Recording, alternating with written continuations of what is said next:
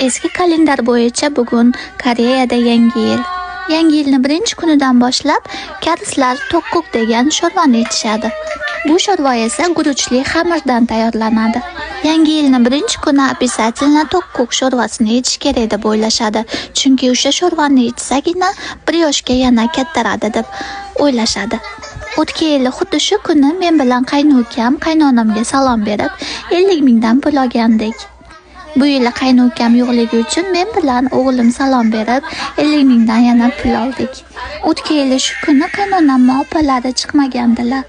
Menimcha pul bergilari kelmagan bo'lsalar kerak. Sovuni birinchi marta egilib salom berishligi uchun uyimizga bugun mehmon bo'lib chiqdilar. Sovun shunaqa egilib salom beradi, juda ham xursand bo'ldilar.